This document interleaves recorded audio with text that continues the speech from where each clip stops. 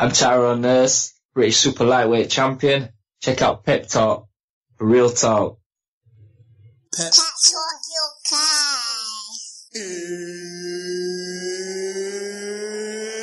It's time! Everyone talk good game, but it don't really faze me. The man that ain't mad like Max, the boy that not murky like Ace B. And them guy walk the slide on the back bar, in like a baby.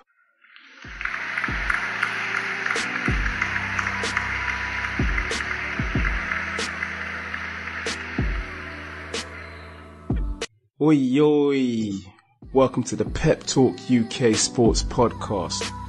The podcast that talks the major boxing and football news from around the globe. Real points of view from a real panel. Hashtag real talk on Pep Talk. Please subscribe to Pep Talk UK on iTunes and YouTube. Don't forget to like, share and comment. Now I'm your host, Frankie B, and I'm joined by a sick panel. Firstly, I'd like to welcome from the capital city of France, Paris, Pascal. How are ya? Mesdames et messieurs, Pascal est de retour. Very, very pleased. We've got a new president. So all is well, Frankie, all is well. Celebration time, new president. Oui, oui. Emmanuel Macron, président de la République. So yes, he's very good, very pleased. And, a young kid, young man, 39 years of age, going to be leading the French people. So yeah, we're very pleased, he's our very own version of Obama, but with less tan. So you're going to sip on a bit of French red wine to celebrate? No, that's already been done, tonight after the podcast I've got a party with a few friends in the Champs-Élysées, but it's for another time for to be able in a separate line to talk about it. Yeah, you party hard like a rock star. I heard about you, mate. Alright, Pascal, we're going to keep it moving. Do you want to shout out your social media? Yes, of course. It's been very good. I've been getting a lot of friends from New Zealand and America, so please continue to follow me. It is Pascal_Desad, the French bad mouth of Paris. Please follow me. Yeah, you heard him. You heard the French bad man, Pascal.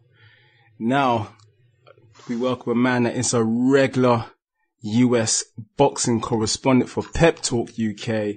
It's Kenneth Bahari from the Boxing News UK magazine. How you doing?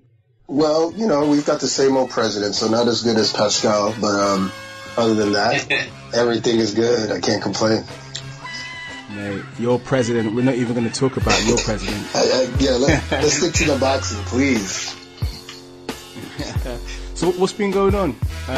Obviously, there was a massive fight out there in Vegas. I guess everyone's buzzing for the big announcement that, that was announced over the weekend, the big fight of the future. Yeah, huge announcement. Bigger than the fight. And thank God for that announcement because, I saw thousands and thousands of Mexican flags in the crowd on Saturday night, but based on Chavez's performance, they might as well have wrapped themselves in it and taken a nap.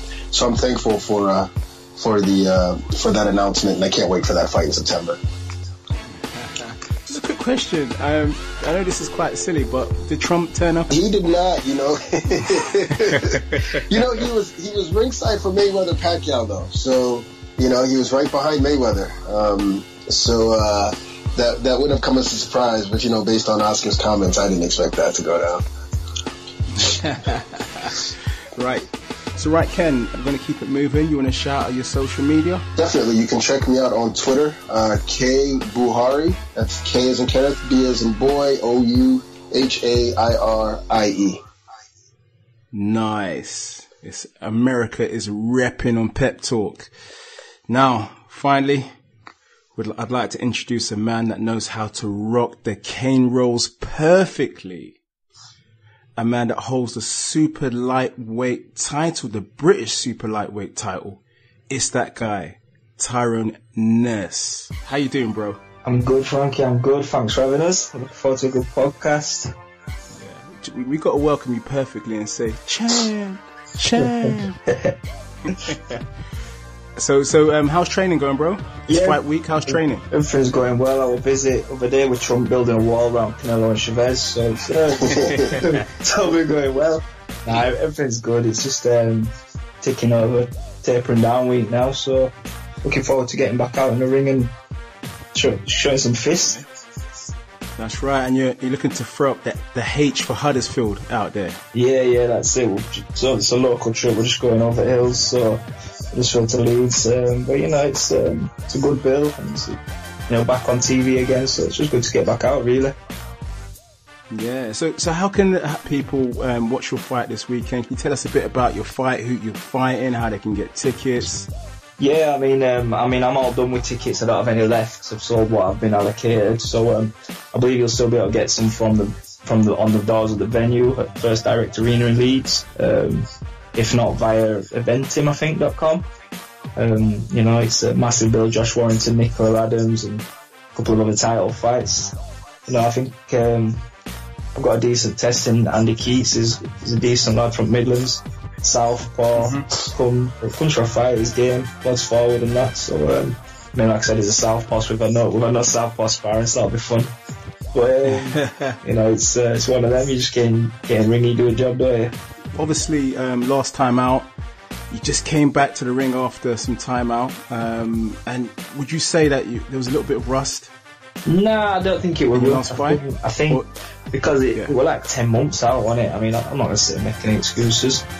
But, there were a few things that could have played into it. But, I don't think rust were an issue. I think the weight, because I've been sat out for so long. I think a bit of overtraining maybe because it was first time back. It was a new platform on BT Sport, a new promotional contract. Just wanted to go out and do a proper job, and it didn't pan out that way. Still thought I'd done enough to win it, but it's we've got a draw, and it is what it is. Yeah, the main thing is you're still the champ. Yeah, I've still got the belt. Still same from that. So it's a positive. You got to say it, Tyrone. You got to say, I'm still the champ. I'm still the champ.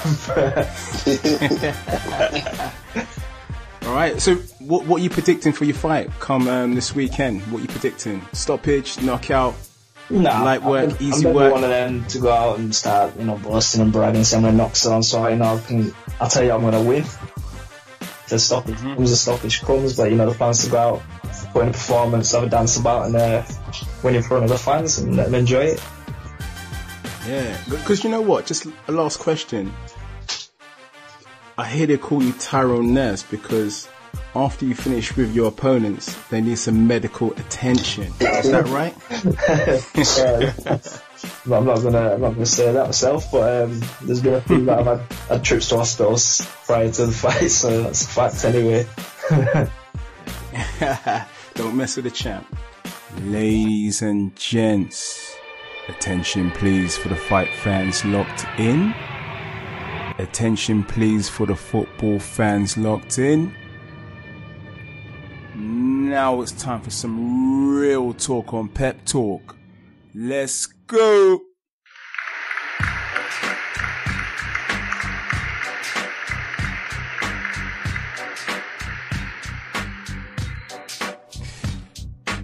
So we start with the boxing. AJ versus Klitschko was lit, but in the words of Jay-Z, it's about to go down. Canelo versus Triple G, September the 16th, is what the world has been waiting for the longest time. Now, Pascal, it's finally here. Wait. Canelo versus Triple G. How's it going to go down? It's a superb announcement. But it's just certainly, this year just gets better and better. We've just had some very good fights from the very beginning of the year.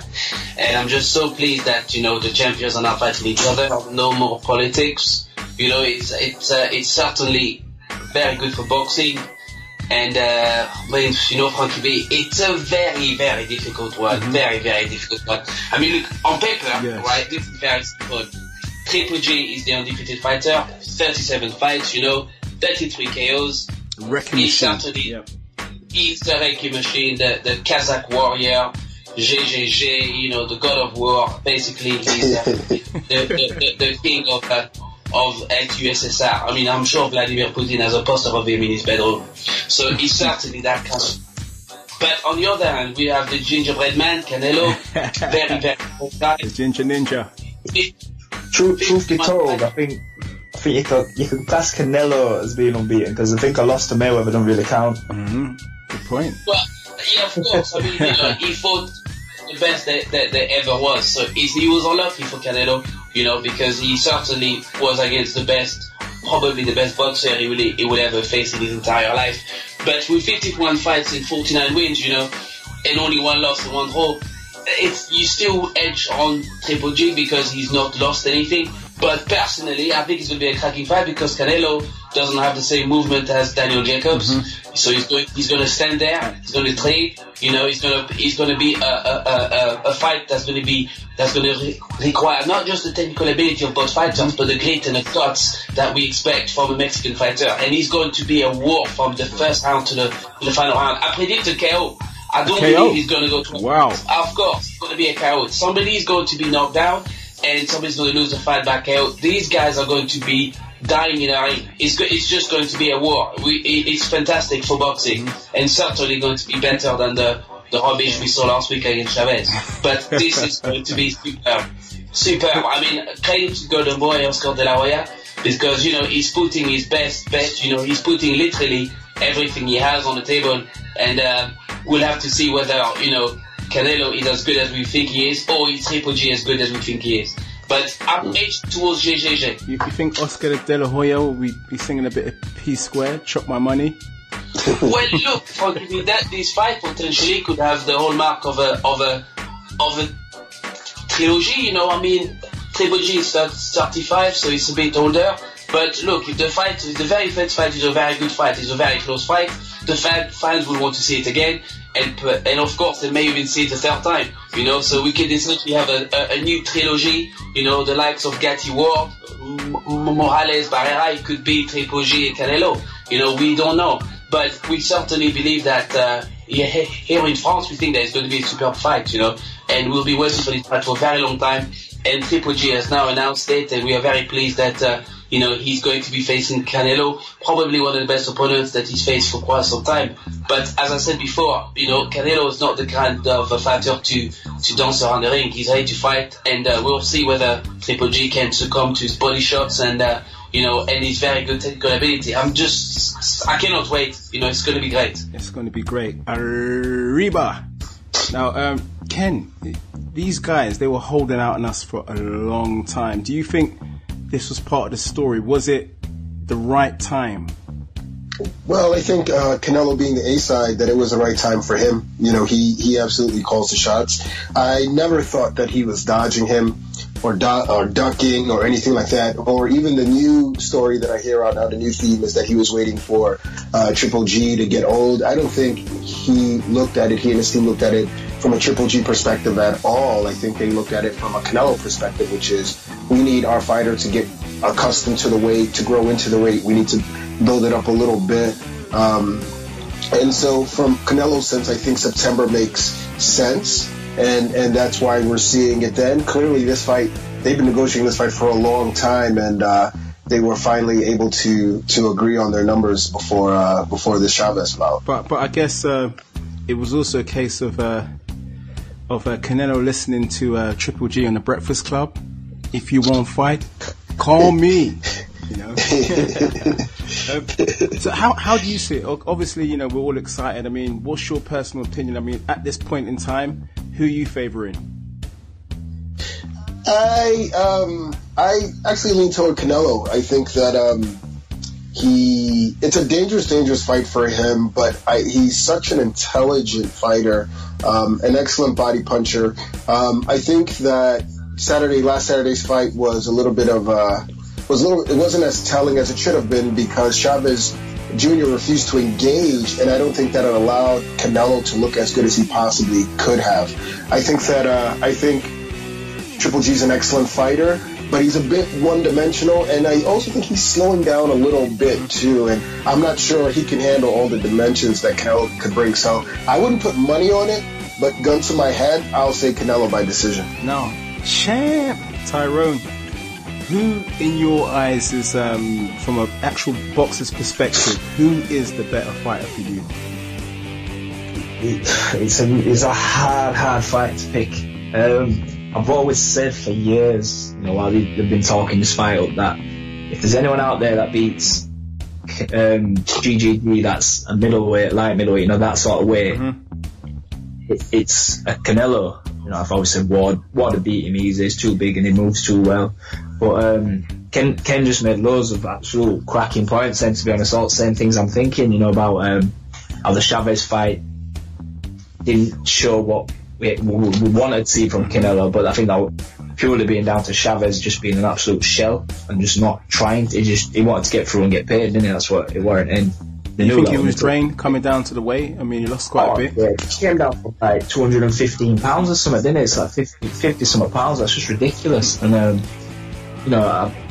he got in that ring and they knew he wasn't going to vote in him, but I don't know what figures he got paid, but I assume it's a lot of millions. And he got through 12 rounds and he didn't get too much of a beating because he didn't engage in the duel, like Ken said. It's not showing us what we wanted to see, which I expected a Canelo, the type of performance he put in, but with finding a finish in there. But that's purely because Chavez just didn't do anything.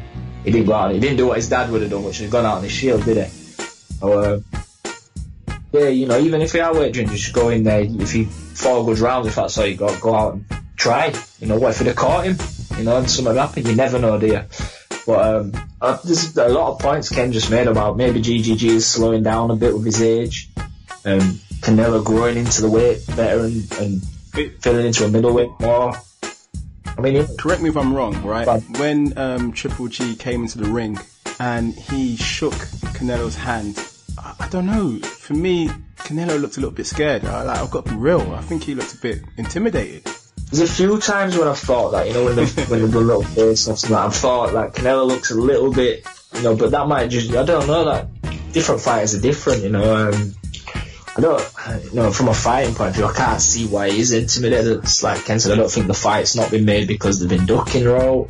I don't know, it might have been, he just boxed, he might have been a bit shaky still, you get a bit of shakes after a fight and that sometimes, so it might have been that, but it's going to be a massive fight, cracking fight, and I'm really on the fence. One minute I'm having a conversation with some lads in WhatsApp and I'll be like GGG, the next conversation I'll be down at gym with lads and I'm like Canelo this, and I really can't decide, but like Ken said, if I had to put a gun to me, I'm going to say GGG. Me too.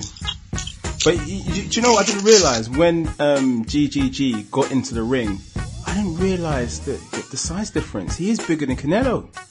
Yeah, he's not massively bigger, but he is bigger, isn't he? Yeah, I agree with that. I mean, I think Canelo's advantage is not his size in this fight. It's going to be his speed, his movement. And I also think, though, one underrated aspect of Canelo's game is his body punching. Yes. And I think it's something else people don't see as well. His counter punching is a lot better than people. He's an excellent boxer. And one thing about Triple G is that one thing I've noticed, I noticed in the Willie Monroe fight, in watching Triple G, is that, look, you're not going to hurt him hitting him to the head. It's just not going to happen. The guy takes a massive punch, but there's work to be done to his body. No one likes it to the body. And I think that, perhaps, I haven't seen Triple G in a long, tough fight where he's really had to extend himself in round 9, 10, 11. I've seen Canelo in those kind of fights against Lara and so forth. So, it could, if he invests into the body, it could be interesting. I don't think he can stop Triple G, no way. But maybe he can slow him up and down long enough. To win something. And keep in mind also that Canelo has a rematch clause for this fight. Triple G does not. So so if there's a close fight, if it's a close fight and it goes to Canelo, he's not going to look back.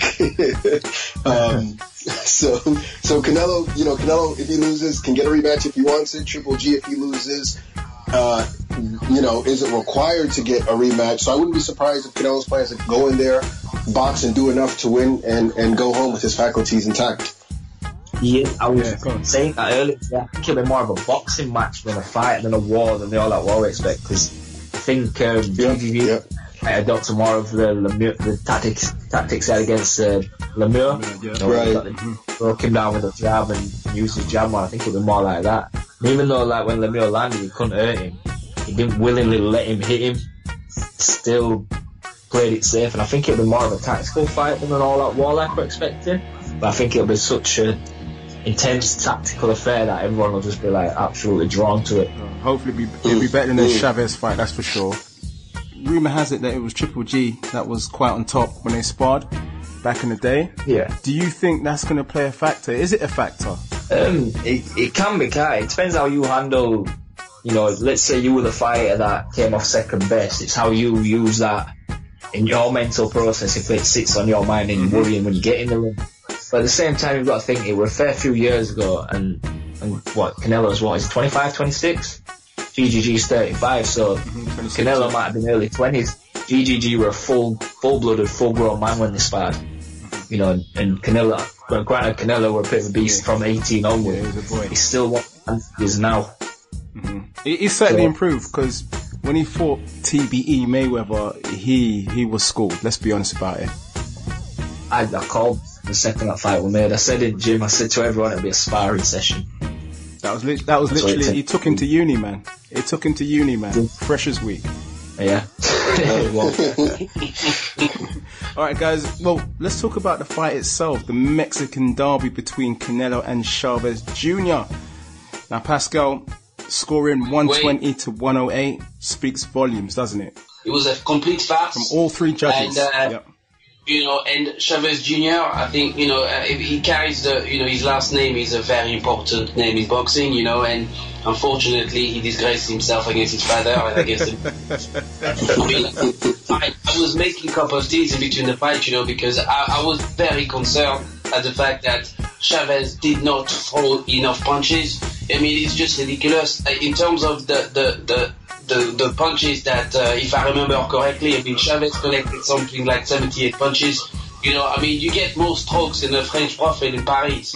It's just ridiculous. And for him to leave away with $3 million, I mean, $3 million, they should really revise the payout of these fighters, because, a lot of people, particularly in Mexico, they revere the rivalries between Mexicans, I even believe that El Chapo was probably watching the fight in prison, and he probably told himself what is going on with the Mexicans. I mean, Canelo did what he had to do, we know that Canelo is a super fighter, and he came to fight, and he showed very good boxing skill, very good boxing ability. He caught Chavez with some really good body punches, very good technical punches. I saw his bit of showboating as well, with his twerk. I was very pleased with that. But what I didn't quite understand is Chavez would get closer to Canelo and almost looked as if he wanted to kiss him on the forehead. I did not see Chavez wanting to engage.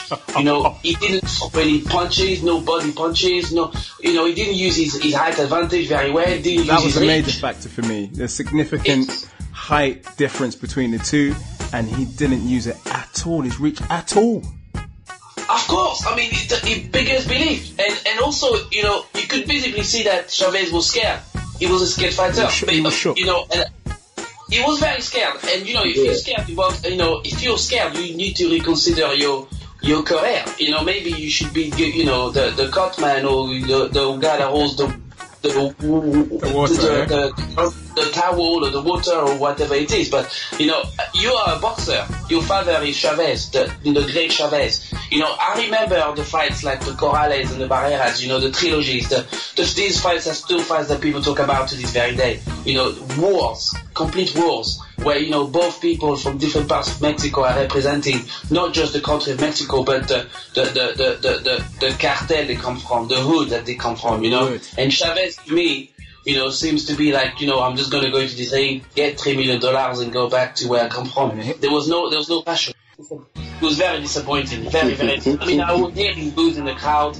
The Mexican fans didn't particularly look excited, and they felt really hard done by. Which is why, listen, guys, if some of you look stream it on Cody and all these illegal websites, I comment for it, because paying for this fight would have been a travesty, of justice, really.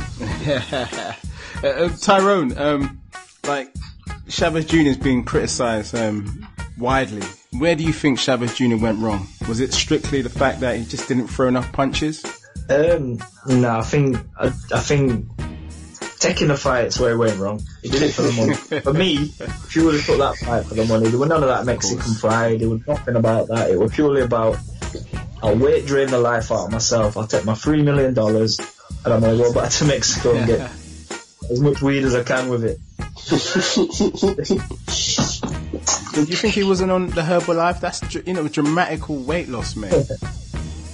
Nah, he'll have done the weight.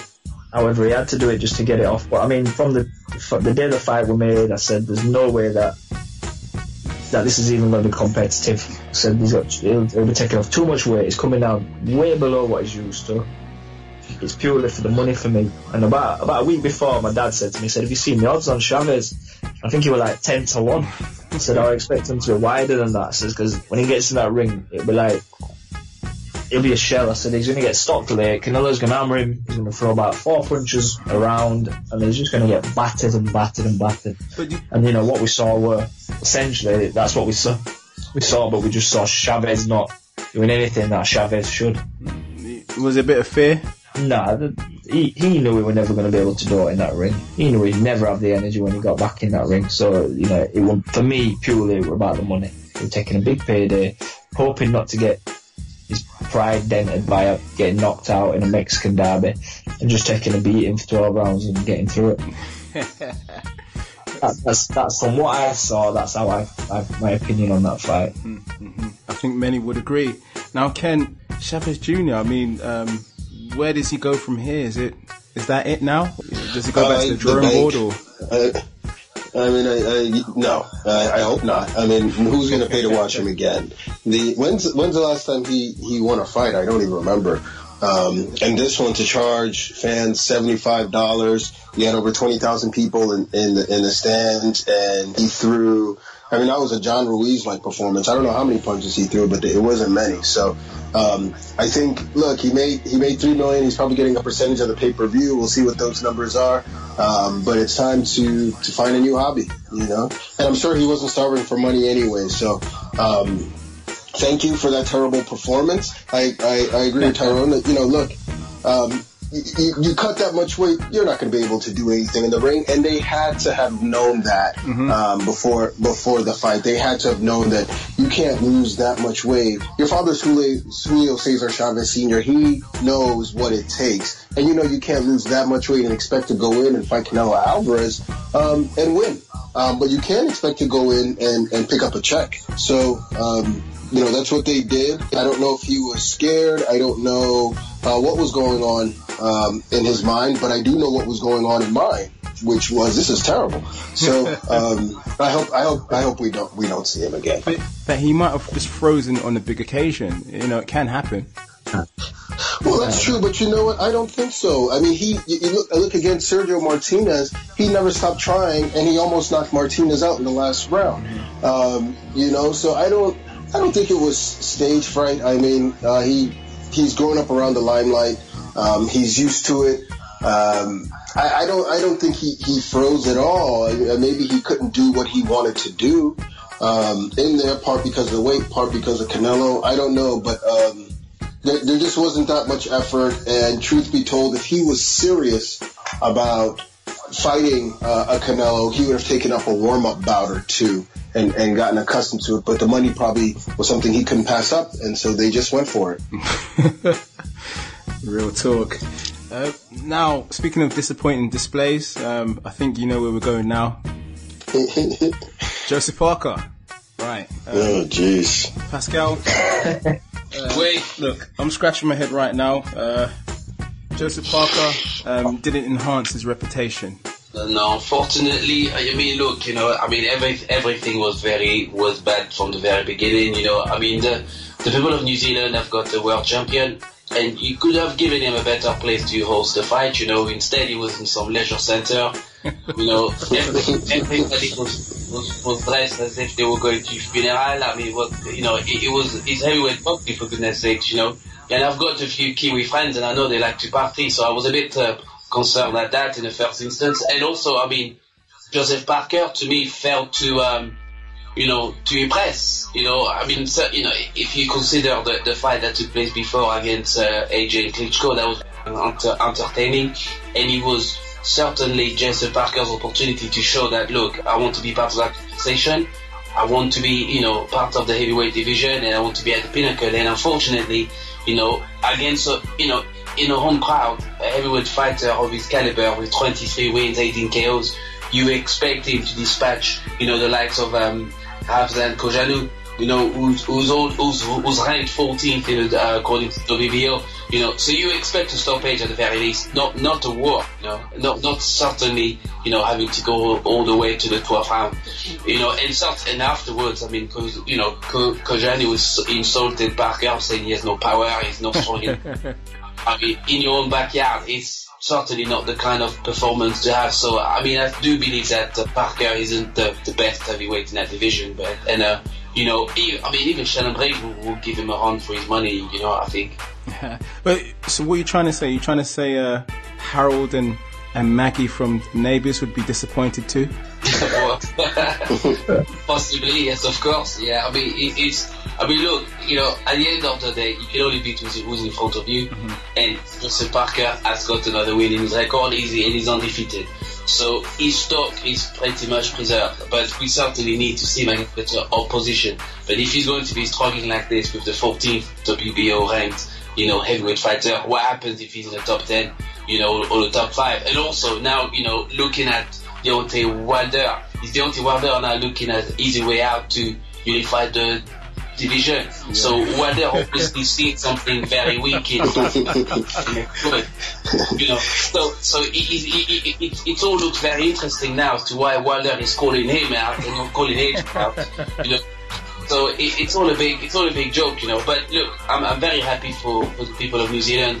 And for the Maori people of New Zealand, I'm very much in the camp, and I'm pleased for Joseph Parker. He did the job, he kept the belt at the end of the day. He's still the champion, and hopefully he can look to, maybe gain a bit more credibility by fighting abroad. Perhaps a fight in England would be good for him, but I do not believe that he'll be holding on to that belt for a very long time. At the fight with Hughie Fury to take place, Hughie Fury probably would have taken that. Yeah. Mm-hmm. Yeah. But Tyrone, do you think there's any chance that he might have performed disappointingly to get those big fights? No. He might not have been up for the fight. The fight might not interest him, and he might have gone in with the expectancy to just go blow this kid out in a couple of rounds because he's just thinking he's not on my level. But I've never watched Parker and thought he's the next coming of anyone. He's going to dominate. I've always thought, he's fit and he throws plenty of punches and he's quick with it. But if I was him, I'd be looking for a big payday one with AJ or Wilder, and then seeing where my career goes after that, because he's definitely ain't going to be champion for much longer. For me, I think Fury would have been. Yeah, because call me cynical, everybody now is calling him out. So technically, I'm thinking he might have just performed below par to get that pull to the big fights. Honestly, you get. I mean, some people say that about. I've heard people say that about GGG. The last one, clubs and other performances where he hasn't been so great. And I've been there myself where you've got an opponent and you just can't get up for it because you're already thinking it's an easy fight, and you go in and you do perform below par.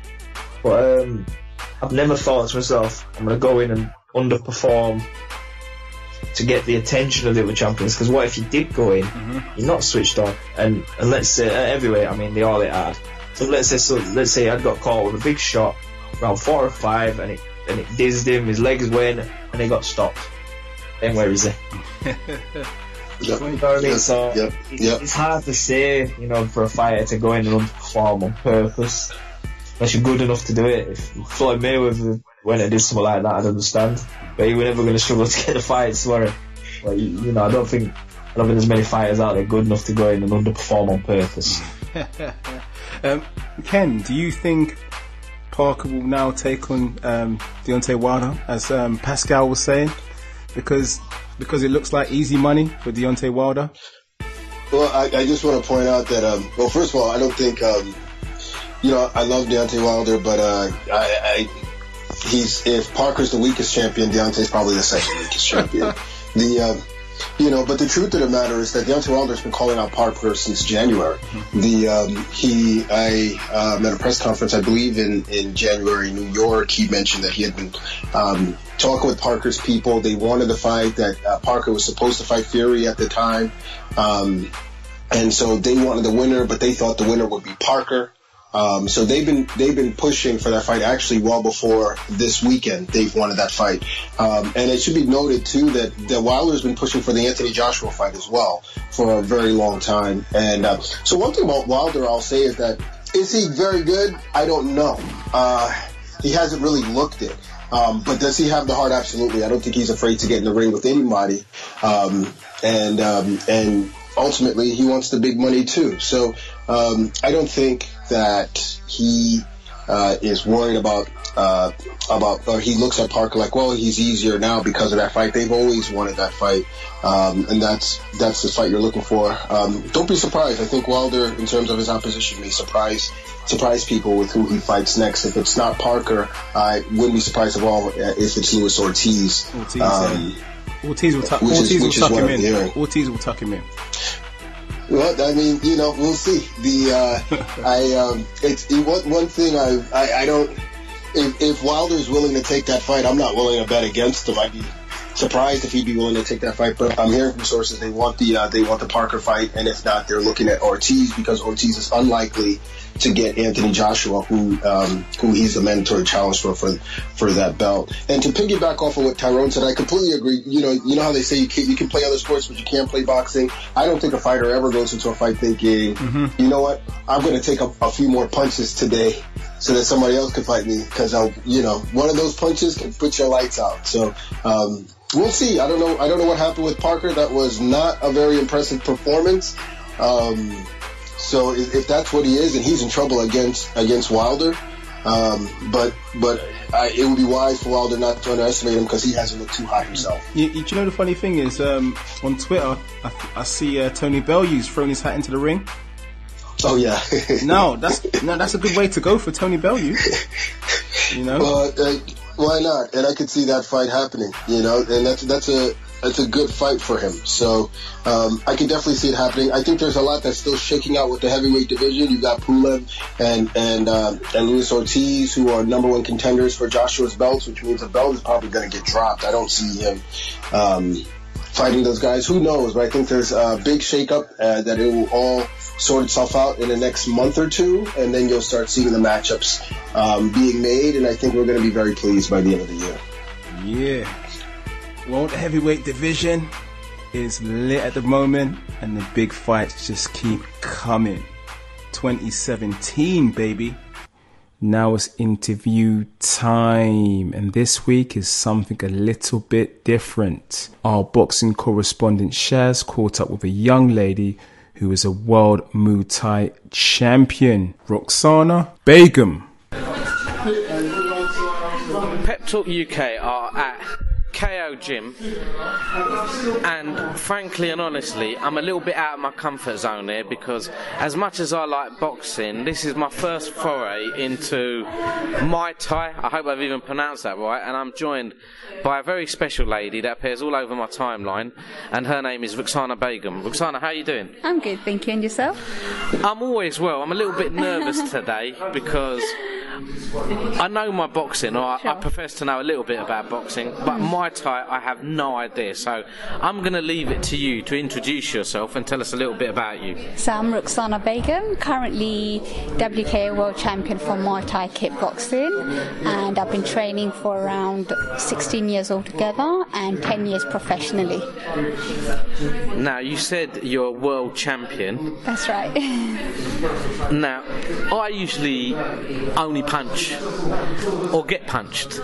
So say if someone like me threw a punch at you, how would you react to that? Would it be a punch back or would I get kicked in? I think I'll do a slip and come in with a nice elbow. A nice elbow? Yeah, so you wouldn't even use a punch or your legs, you'd hit me with an elbow. Now, how does Muay Thai work? I know how boxing works and we have rounds. When do you have tournaments or do you have bouts? What's the background to it? Okay, so it's very similar to boxing in terms of rounds. So it's either 2 minutes or 3 minute rounds, depending on what rules you're following, whether it's K1 or Muay Thai boxing rules.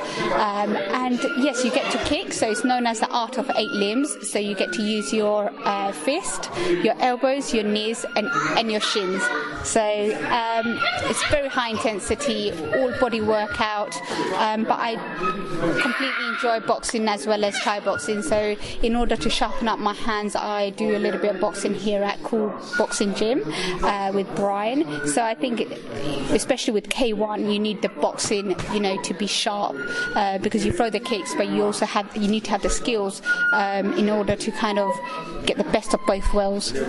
Now, you mentioned Brian. Yes. Brian trains a very special little talent as well, doesn't he? That's right, he does, and he's incredible, and I'm so inspired by them being right next door to my gym. So I come in here and train as a team, and it's brilliant having such a big role model and a future world champion.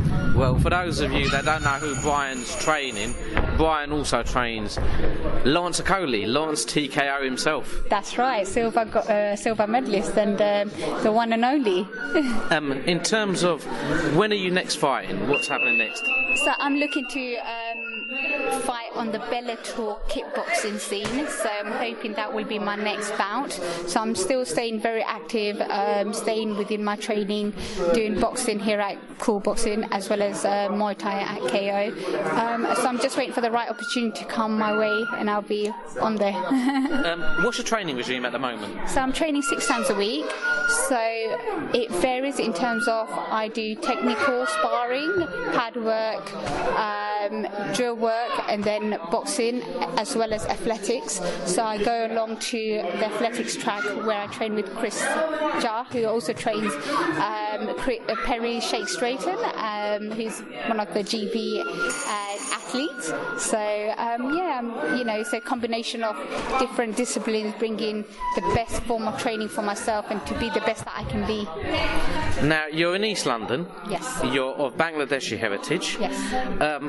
How did it go down at home when, in the middle of your degree, you started taking this training up and you decided, well, how did you break it at home to the family? So initially, as you may or may not know, I was afraid to tell my family because I knew sport wasn't, it was going against the grain, and my family couldn't understand, that I had a passion and I wanted to pursue that. And at the time, it was just a hobby, and I kept it as a hobby because I was respectful to my family and their values. And I continued with my degree, and only after I finished my degree I realised that I was only pursuing a sport, and that's where my heart was, and I really wanted to make a difference for other young females coming along, to be an example and a role model for them, where you can have your studies, you can be a professional as well as have a passion that you can excel in, and I guess I wanted the best of both worlds, where I can still be humble with my upbringing and be respectful and pursue a sport. Now, you're also described as a hijab pioneer. Explain that to me. So I recently, well, not very recently, I came across a sports hijab when I first started competing, when I was selected for Team GB at the World Championships, where I was fascinated to see so many Muslim countries taking part at the World Championships, and this is at the elite level of our sport. So I was so inspired. So later I came back and I realized there's a market for this, and that there's so many Muslim women who can benefit from a sports hijab and come along and train at my gym, train with me, and not be restricted in terms of receiving functional training, and not feel like intimidated or having a safety pin that they need to fasten.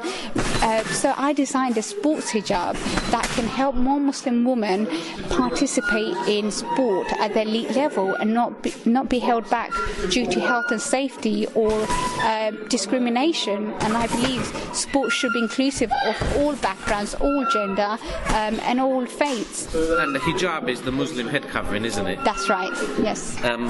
Now, in terms of, we're a boxing and football podcast as well. Yeah. What are your football skills like? Are you into football? I love playing football. In fact, before I fell in love with Muay Thai kickboxing, I used to play a lot of football in school. So I was always very sporty growing up. I loved football. I loved track and field, relay. I was always the fastest girl. So I would consider myself as a striker. I used to love shooting balls. So yeah. Now, you have a couple of siblings that are football mad fans. Who do they support? Yes, so, I have three brothers. The younger two, there's wars at home because one of them is an Arsenal fan and the other is a Chelsea fan. So it's absolutely mad at home when the teams are playing. And you said they were younger than you. Do you ever, if they talk too much, do you ever give them a couple of them high kicks, bang, and knock them out? Do you know what? I think they have a lot of respect for me. I think they're just really proud of where I have come in terms of my sport. And I think no one expected me to come this far. And I remember a couple of years ago, my brothers sat me down and they're like, you have a degree, go and get a job in a head office somewhere. And in fact, I said, no, but I love this. I'm not doing it for the money. I'm not doing it for anything else. It's a passion and I want to follow through. And make a difference for so many other young people who have a dream and they can live that dream. Now, I've been fortunate enough in the women's boxing world to have interviewed world champions like Cecilia Brækhus all the way down to up-and-coming amateurs who are trying to make a breakthrough. And the one thing they say is, apart from the training and it being a male-dominated sport, the one thing they struggle with is sponsorship.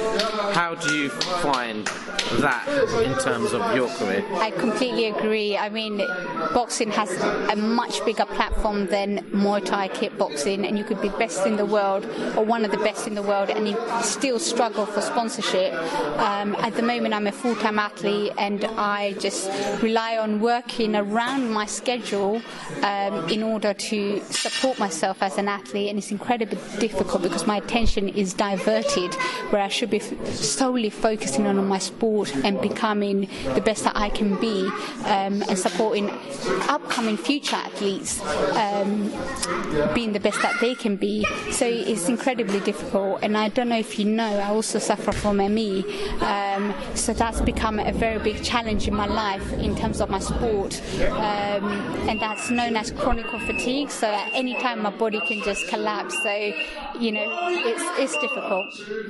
Now, in terms of sponsorship, I see the name Adidas branded around a bit. What's that about? So I was approached by Adidas several months ago to become a global ambassador, which I was so excited to be part of the Three Stripe family, and just to empower women, really. I think they had such a good motto and helping other women participate in sport, and they felt that my story represented their brand, and to have me on board, and it's great being part of such an amazing brand. Now, I know you do a bit of PT as well. I might have to sign up for a few lessons because, to be honest, when I lift up one leg, the other one collapses and I'm on my back. So you might have to give me a few lessons there. I will definitely show you the tricks of the trade, so you'll be fine. Lovely. So when someone's coming at me with gloves on trying to punch me, I can throw a little side kick and knock them over. Yeah, definitely. You do a side step and then bang, right leg kick. For people that want to either hit you up for PT sessions or follow your career, what are your social media handles? So I'm known as Ruqsana, at Rusqsana Begum on Twitter. That's spelled Ruqsana, and on Instagram I'm Ruqsana Begum -MT, I believe. Is it I hope so, but okay. I'll be tagging it onto the podcast. Brilliant. So people will be able to give you a follow. So yeah, just type in my name and I'm sure it'll come up on Google. We at Pep Talk are honoured and thank you for giving us the time and the opportunity to come and interview today. We wish you the best with your career, and I'll be keeping an eye out for you, and I'm sure some of our listeners will as well. Thank you so much for coming down and giving me this opportunity. Lovely. Cheers, Ruqsana. Thank you. Thank you, Shaz. Nice. Right. Now it's football time. Right. So Pascal, it's drawing closer and closer Chelsea can be crowned champions with one more win. But they need to tuck in West Brom first. Now, surely Chelsea are going to wrap this up and start preparing for their summer holidays. Well, Frankie B, I believe that, the league is pretty much heading down to southwest London. And, it is certainly in Chelsea's interest to concentrate over the next few games. Look, in the back of the mind of Conte, he wants to do a double. He doesn't just want to win the Premier League. I think he also has his eye on the final against Arsenal. And for him, it will be a very good season to come in, to take over a team that is that wasn't really his team, and to make them into champions and also into, a cup champions as well with the FA Cup will be a remarkable season for Conte, and will also give him the opportunity to bring in other players in the summer. So it's a very good achievement, but I'm convinced now that Chelsea has literally a game away of sealing this Premiership title. Okay, well, what do you think? Obviously, Kante has done a double of his own, winning the Football Writers Player of the Year, mate. How influential has he been in Chelsea's successful season? Frankie B, I believe that, we always concentrate on the strikers and on the defenders, and sometimes on the goalkeepers. But, to me, Kante, certainly people in Kante's position traditionally are the unsung heroes. We always make reference to Claude Makelele, who's a similar player to N'Golo Kante, who never quite got the accolade that he deserved, because he did a lot of the work that a lot of players do not like to do, chasing dead balls, breaking the game, but now because of the way that we analyze the game, the modern game now, we have cameras everywhere, we are able to break down the game, slow it down, and understand that Kante's influence on Chelsea's victory is actually just as important as the goal scored by Alonso and Diego Costa, because you need a player like Conte to disrupt the opposition and to disturb their flow. And Kante is pretty much that character. As far as Kante is concerned, his job is to be that sweeper, is to collect those dead balls, create opportunities for his teammates, and Kante does that very, very well. And I think that to me, he's revolutionized the way that midfielders should be playing. In contrast, you've got the likes of Fabregas, who's very good at giving the balls, spraying them through balls to Costa. Very good at doing that, very good at finding space, but he's not quite that player. So they have a very good balance in the midfield, where they have the technical ability and the vision of Cesc Fabregas, but they also have the desire, the passion of N'Golo Kante, who literally, will see opportunities where most midfielders don't, and that's why Chelsea are in the position that they are now, because they have players like Conte and players like Fabregas who are able to, to add that technical prowess, technical ability against, coupled with somebody that has that passion and desire and determination and persistence, of course, which is pretty much what N'Golo Kante has been from the very start.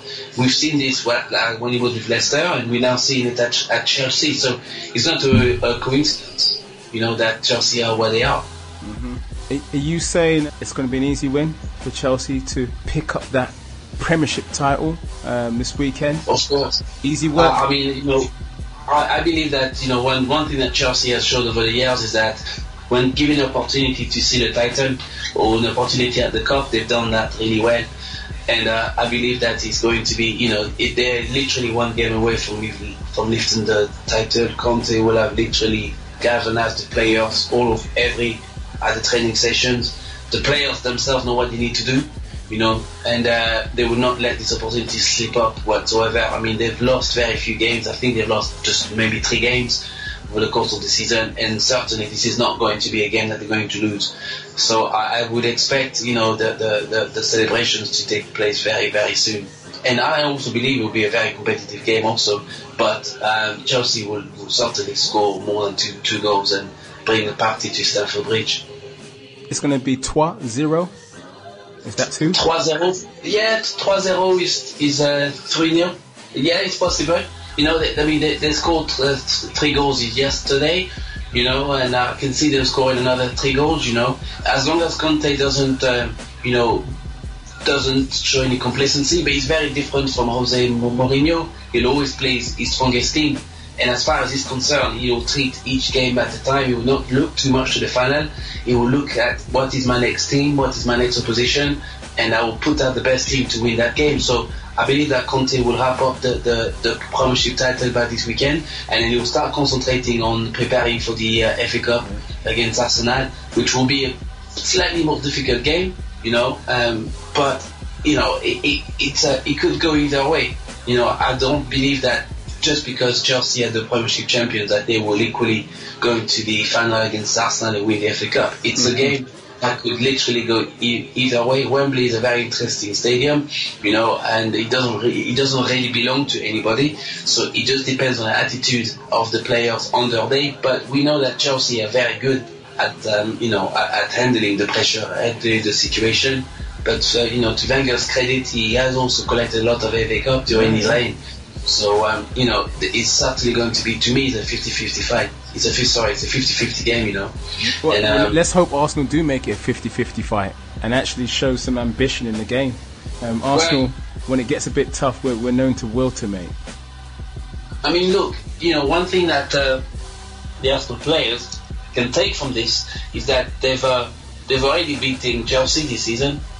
You know, obviously the return leg was a very bad result, but you know, they can take some comfort in knowing that they've beaten them before. So Wenger will have to strategize, you know, this semi-final against Chelsea, and maybe this new formation of 3 at the back is certainly something that, you know, Conte may not necessarily be used to, but it is Conte's formation, so he may know where the weaknesses are. Yeah, exactly. And, great point. You know, and he may decide to you know, he may have a plan to counteract what Wenger's going to do. So it's going to be an interesting one. But for me, I think the likes of Danny Welbeck should be played at the start. You know, he's you know, every time that Welbeck has come on lately, he's offered a new dimension, and he suits that system a lot better because that system requires pace, you know, to press on, to attack, and Giroud is not quite that player for that system. So you know, if Welbeck will start on the, you know, with the 3 at the back system, there's an opportunity for Arsenal to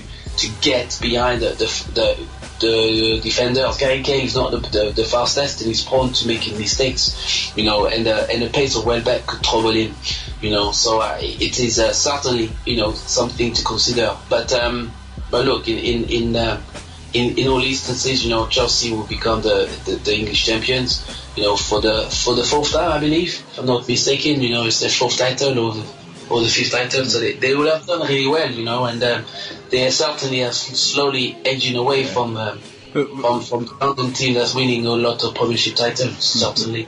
Well, one thing we've got to definitely clear up is Xhaka. We know we want Arsenal to show fight, but please, Xhaka, don't take it literally, mate. No red cards in the final, mate. No, we certainly don't want any red cards in the final, but look, he's played really well against the Manchester United game. He showed a lot of heart, you know, because he was injured, he was carrying an injury, but he carried on playing until he was substituted, and you know, that's the type of fight and the type of desire that the fans want to see.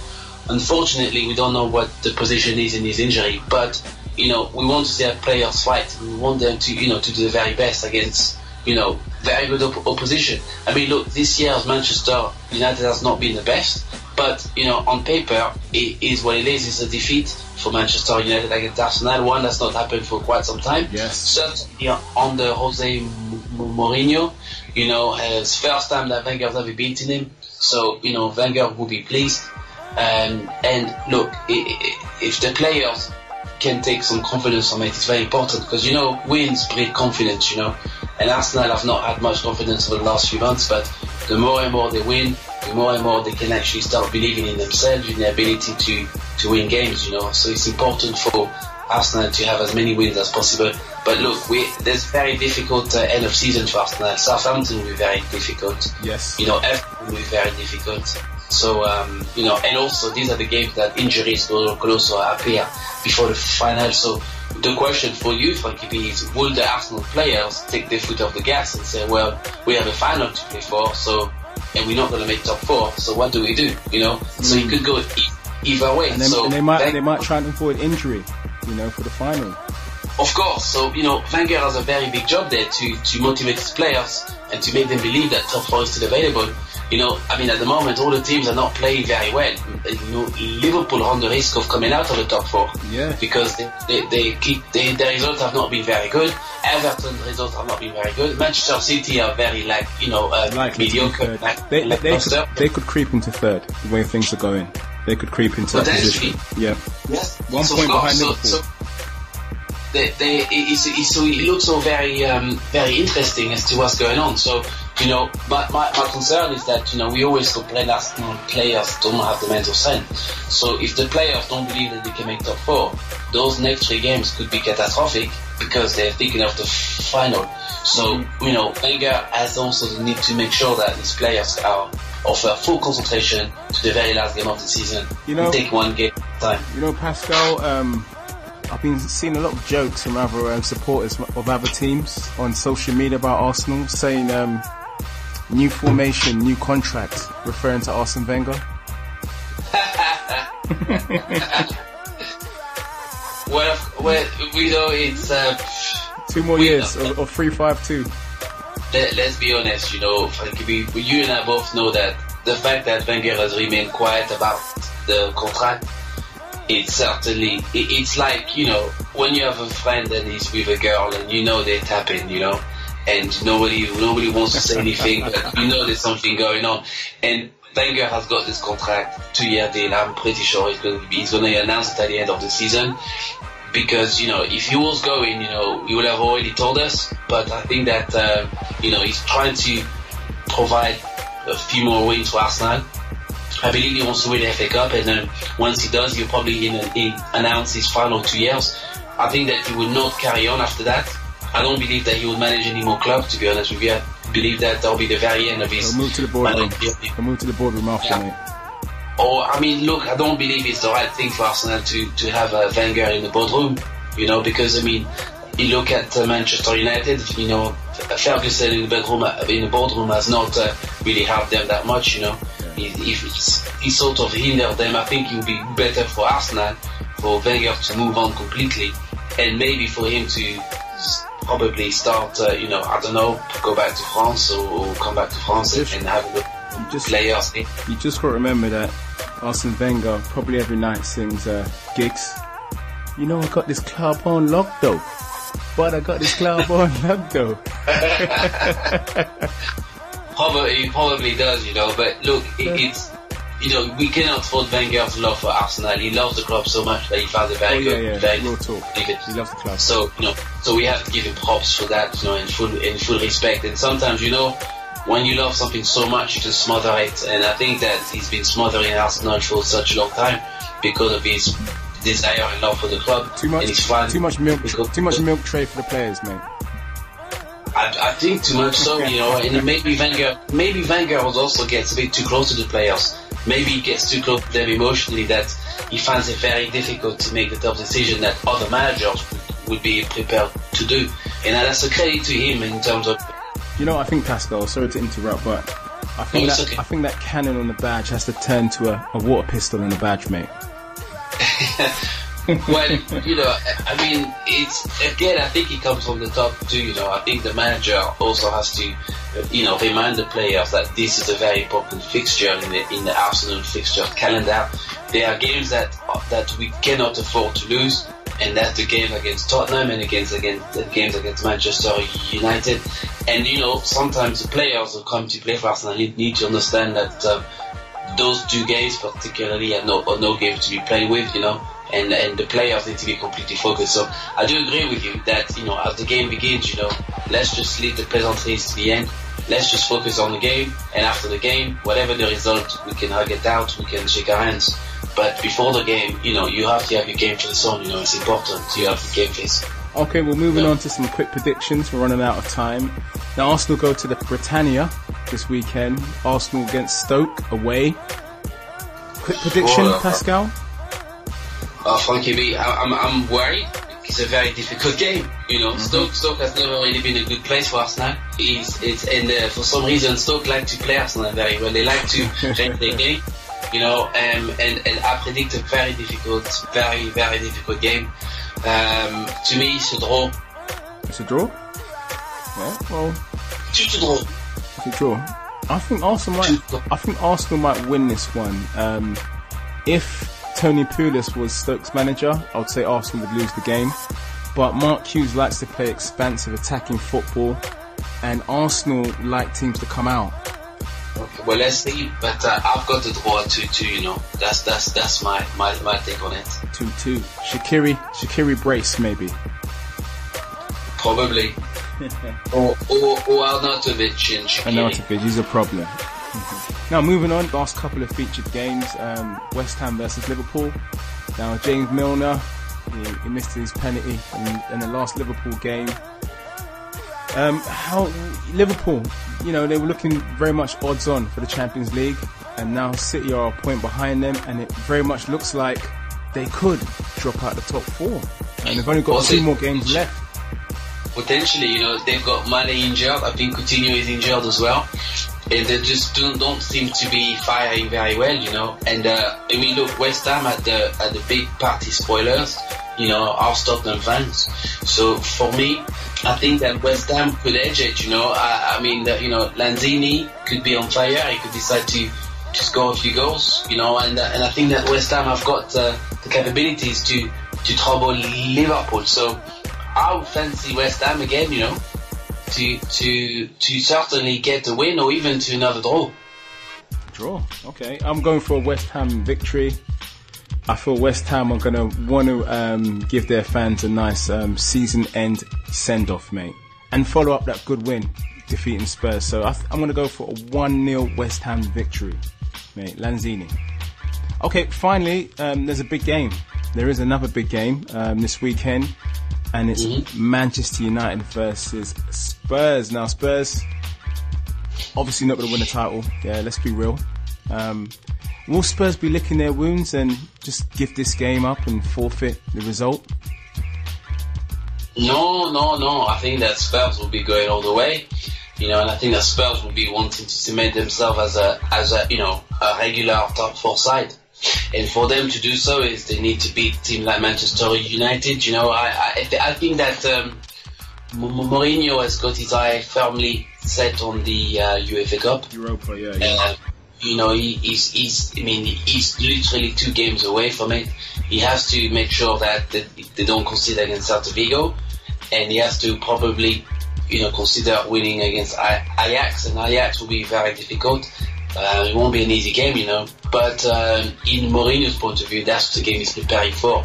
So I fancy Spurs to win that game, you know. I think that Spurs will win, and Spurs will probably win about 2-0. 2-0 Spurs. Right. I'm going for a Man United 2-0 victory. If Rashford's in the starting lineup, I see Man United being too strong for Spurs. I think the disappointment of being so close yet again. This is 2 years in a row. I see Spurs just totally being demotivated, and Man United in front of their home fans just getting a W, mate. 2-0 Man United. Okay, well, we'll see what happens in terms of the results. Now, that's our time. I'd like to thank Tyrone Nurse. I'd like to thank Kenneth Bahari. I'd like to thank Pascal. Join us again next week for another Pep Talk UK podcast. Thank you. Pep Talk UK.